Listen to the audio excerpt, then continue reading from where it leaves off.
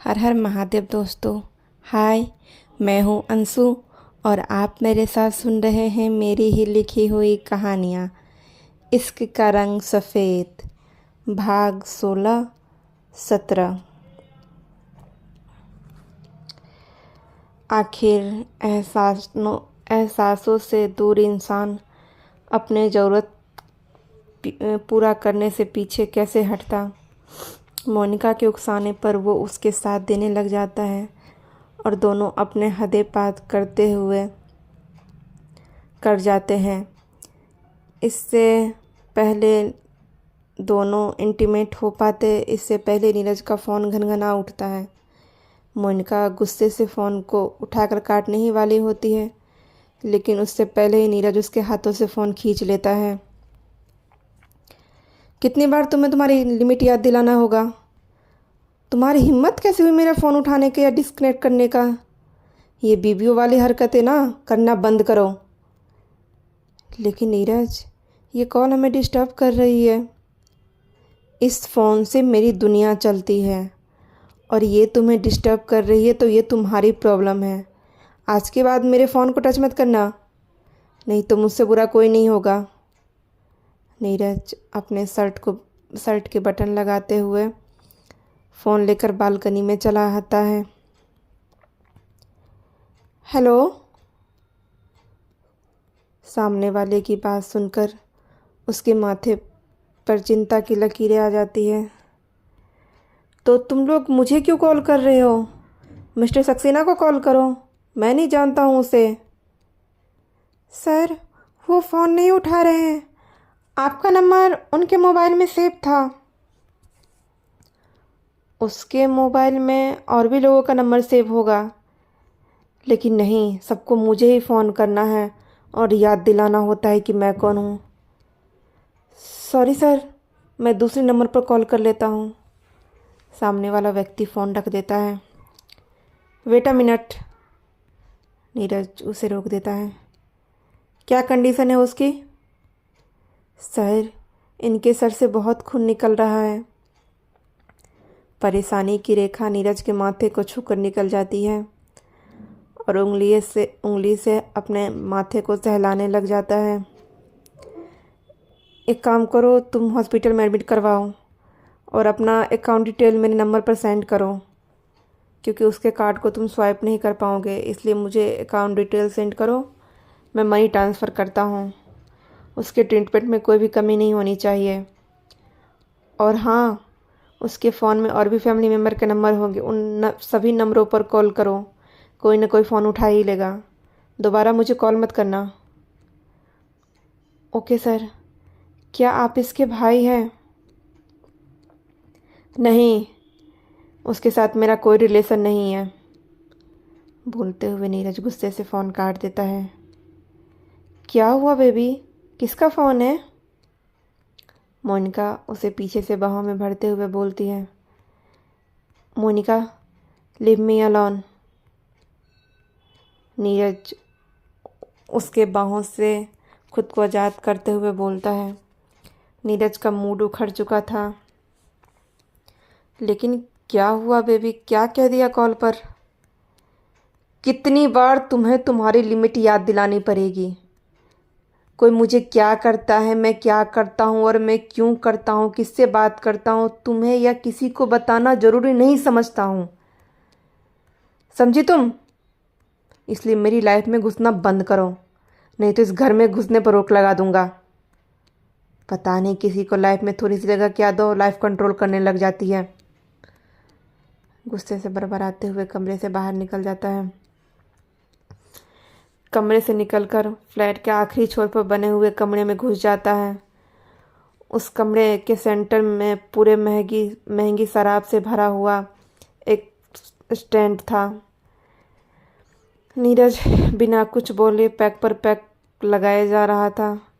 नशे की वजह से या गुस्से की वजह से उसकी आंखें की डोरे तक लाल हो गया था। नीजू, ये क्या बदतमीजी है? वसुंधरा जी उसे थप्पड़ मारते हुए चिल्ला पड़ती है। This is not fair mom, मैं इन आंटी के हाथ से कुछ नहीं करवाने वाला हूँ। आप क्यों इनके हाथों से मुझे खाना खाने के लिए बोल रही हैं?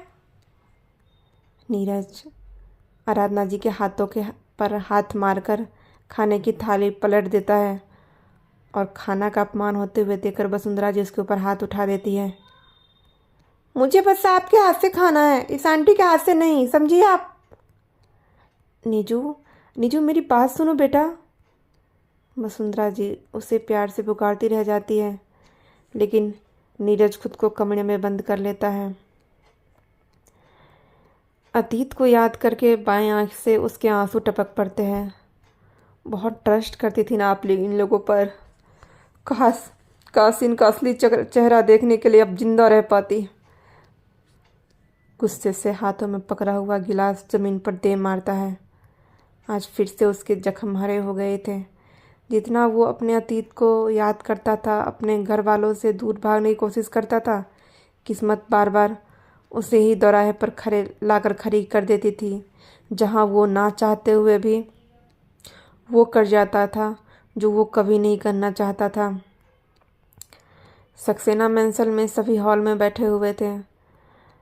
आराधना जी शरद के बालों में तेल लगा रही थी और वो पॉपकॉर्न खाते हुए टीवी स्क्रीन का चैनल बदल रहता है। भाई, मुझे ये मूवी देखनी है। रिया शरद के हाथों से रिमोट लेने की कोशिश करती है। चल चूहिया, और ये फैमिली ड्रामा देखने में तुझे क्या अच्छा लगता है?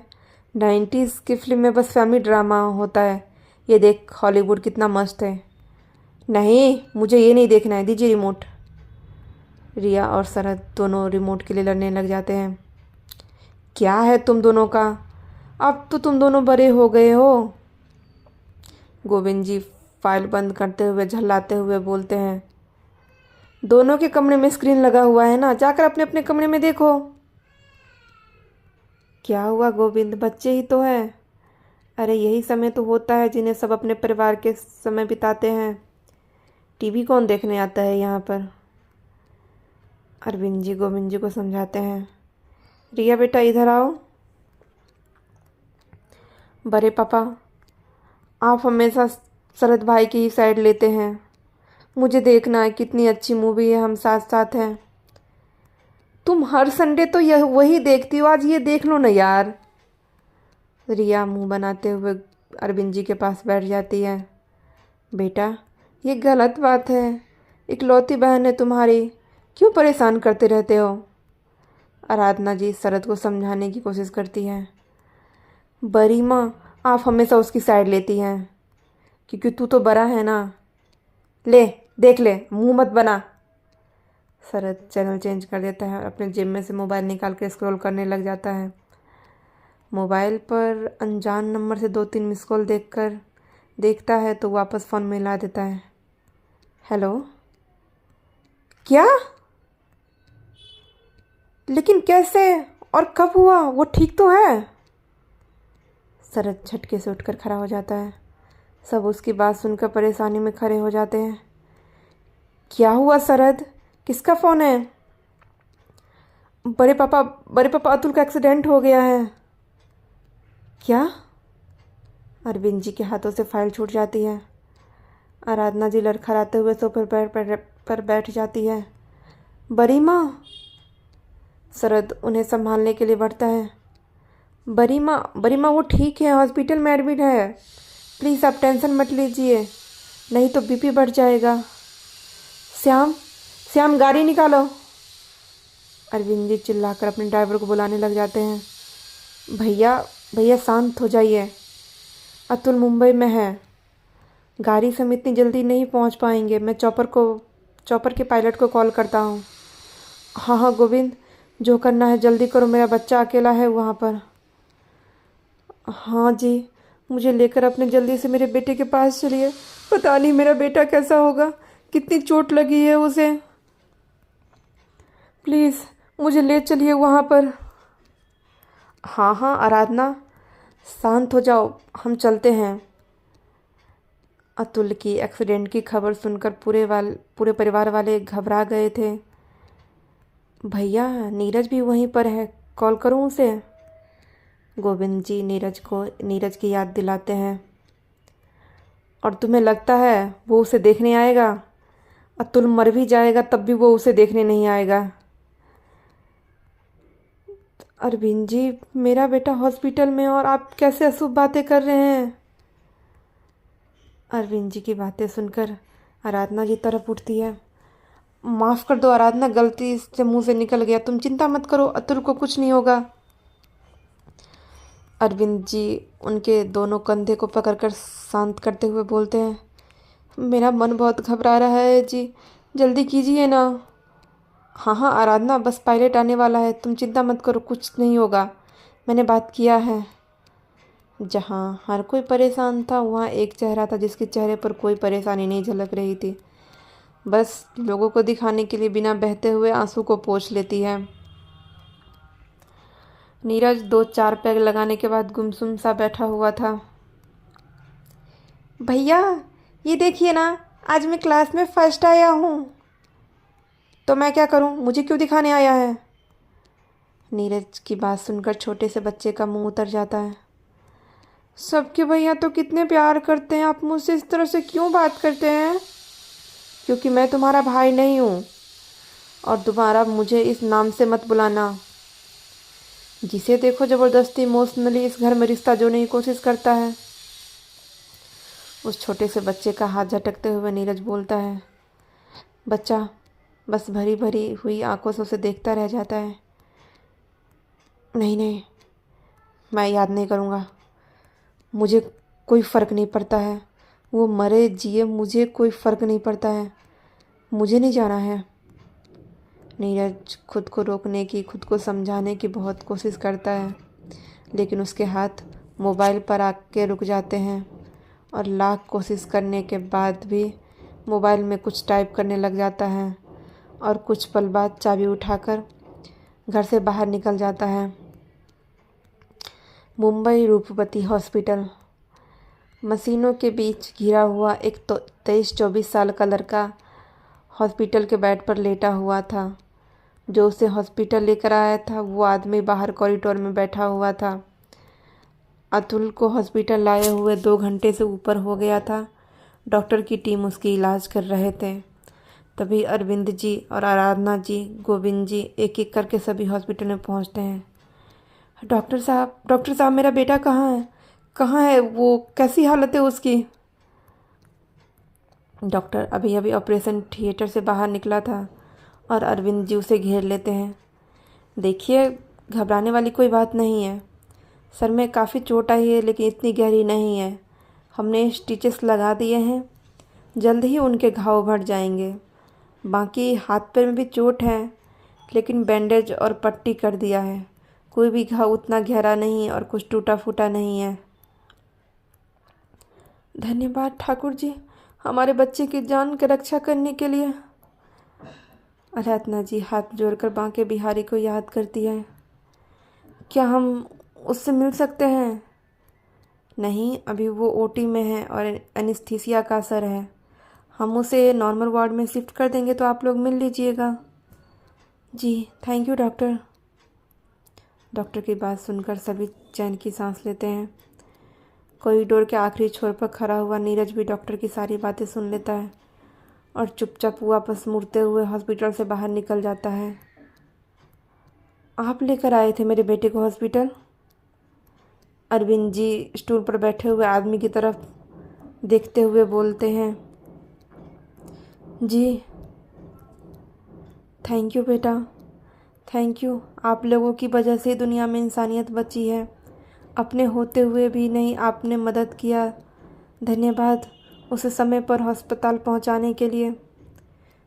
इट्स ओके अंकल, मैं भी अपने परिवार से दूर रहता हूँ, अगर मैं किसी की मदद करूँगा तभी तो भगवान मेरे परिवार की मदद करेंगे और किसी को खड़ा करेंगे। अंकल अब मैं चलता हूँ, मेरा ऑफिस का टाइम हो गया है, आप उनका ध्यान रखिएगा। अरे रुको बेटा, हॉस्पिटल में खर्चे भी तो हुए होंगे ना, तुम अपना अकाउंट डिटेल दे दो, मैं सेंड कर देता हूँ। तुमने इंसानियत दिखा दी, वही बहुत बड़ी बात है। अरे नहीं नहीं अंकल, उसकी कोई ज़रूरत नहीं है, इनका हॉस्पिटल मैंने नहीं किसी और ने पे किया है और पेमेंट हो चुका है। किसी और ने? लेकिन किसने? गोविंद क्या तुमने पेमेंट किया है? नहीं भैया, मैंने तो नहीं किया है। सरस से फ़ोन करके पूछो क्या उसने पैसे भेजे हैं। नहीं नहीं, कोई नीरज सक्सेना नाम का इंसान ने मेरे अकाउंट पे पैसे भेजे थे। सामने वाले की बात सुनकर सब उसे आश्चर्य से देखने लग जाते हैं। आपके कहने का मतलब नीरज सक्सेना? हाँ, मैंने जिनका एक्सीडेंट हुआ था उनके मोबाइल से बहुत लोगों के फ़ोन लगाने की कोशिश किया था, लेकिन कोई फ़ोन ही नहीं उठा रहा था और किसी का फ़ोन नॉट रीचेबल आ रहा था। फिर नीरज भाई के नाम से कोई नंबर सेव था, तो मैंने उनके नंबर पे कॉल किया। बहुत अजीब तरह से उन्होंने मुझसे बात की और फिर बाद में इन्हें हॉस्पिटल पहुंचाने के लिए कहा और अकाउंट नंबर मांगकर मेरे सारे पैसे ट्रांसफ़र कर दिए। उन्हें मुझे कुछ पैसे भी वापस करने हैं, क्योंकि इनके इलाज में उतना पैसा नहीं लगा जितना उन्होंने ट्रांसफ़र किया था। बेटा, आप कुछ पैसे नहीं बल्कि पूरे पैसे वापस ट्रांसफ़र कर दो। भीख नहीं चाहिए हमें उसकी। अपने परिवार को संभालने के लिए मैं ज़िंदा हूँ। अरविंद जी कठोर होते हुए बोलते हैं। जी कैसी बातें कर रहे हैं आप? ये तो देखिए, नीरज ने मदद की है, उसे फ़िक्र है अपनी भाई की। आराधना जी फिर से उन्हें समझाने की कोशिश करती हैं। आराधना, अगर उसे अपने भाई की फ़िक्र होती ना तो आज वो यहाँ पर खड़ा होता। 1200 किलोमीटर दूर से हम लोग यहाँ पर पहुँच गए, लेकिन 12 किलोमीटर दूर से वो यहाँ पर नहीं आया। वो पैसे फेंक कर क्या साबित करना चाहता है कि हम उसके एहसान के नीचे दब जाएंगे, मर जाएंगे, लेकिन उसके सामने झुकेंगे नहीं। बेटा, हम आपके अकाउंट पर ट्रांसफ़र कर रहे हैं, आप उनके अकाउंट पर ट्रांसफ़र कर दीजिएगा। जी। नीरज अपनी गाड़ी पोर्च में लगा रहा था, तभी बगल के सीट पर रखा हुआ उसके मोबाइल का नोटिफिकेशन बज उठता है। दूसरे हाथ से मोबाइल उठा लेता है। मोबाइल स्क्रीन पर उभरते हुए अक्षरों को देखकर उसके चेहरे पर एक मुस्कान आ जाती है। मुझे पता था मिस्टर सक्सेना, आप कभी भी एक चवन्नी मेरा नहीं लेंगे और आपकी यही आदत आपको बर्बादी की कगार पर लाएगा। नीरज गुस्से से फ़ोन पटकते हुए बोलता है। छोड़ो, हमने तुमसे कुछ ज़्यादा ही उम्मीद लगा लिया। कहने के मैं और कहे कि करने में कितना फ़र्क है, ये तुमने आज अच्छे से बता दिया ईशान। कैलाश जी ईशान को खामोश देकर अपने हाथ पीछे खींचते हुए बोलते हैं। शायद उस बच्ची का नसीब ही है घुट घुट कर मरना। हम कितना भी कोशिश कर लें, लेकिन उसका नसीब नहीं बदल सकते हैं। कब तक उसकी रखवाली हम कर पाएंगे? आज नहीं तो कल ये दुनिया चील की नज़रें उसे छोड़ेगी नहीं। पिता और पति वाली औरतें तो इस दुनिया में सुरक्षित हैं नहीं, और उस बेचारी का तो कोई नहीं है, तो वो भला कब तक सुरक्षित रहेगी? आज नहीं तो कल ये दुनिया उसे भी नोच खाएगी और हम चाहकर भी उसके लिए कुछ नहीं कर पाएंगे। पापा, पापा मैं तैयार हूँ। कहते हुए ईशान की आंखों से आंसू गिरते हुए ज़मीन पर गिरने लग जाते हैं। मन अपराध बोध की भावना से भर जाती है। मैं तैयार हूँ उनसे शादी करने के लिए। ईशान अपने आंसुओं को पोंछता हुआ बोलता है। मैं तैयार हूँ भैया की सभी जिम्मेदारियों को उठाने के लिए, लेकिन कुछ वक्त का समय चाहिए मुझे। मैं एक बार मुंबई जाकर सेटल हो जाता हूँ तो आकर भाभी कहते कहते ईशान का जुबान रुक जाता है, तो आकर उनसे शादी करूँगा और उन्हें यहाँ से दूर ले जाऊँगा। मुझे 1 साल का समय चाहिए। हाँ बेटा, 1 साल क्या, तुम 1.5 साल का समय ले लो, लेकिन धानी बहू से शादी कर लो। जी, मैं कर लूँगा उनसे शादी। ईशान भरे हुए गले से बोलता है और जल्दी से पलटते हुए वहाँ से बाहर चला जाता है। तो आज ये था इसका रंग के सफ़ेद का 17 और 18 भाग। कल फिर से नए भाग के साथ हाजिर हो जाऊंगी आप लोगों के सामने। और अब मैं कहानी के लंबे भाग डालने की कोशिश करती हूँ, इसलिए आप लोगों को अगर अच्छा लगता है तो लाइक कीजिए, सब्सक्राइब कीजिए और सुनने में कैसा लग रहा है कमेंट करके ज़रूर बताइए। Thank you.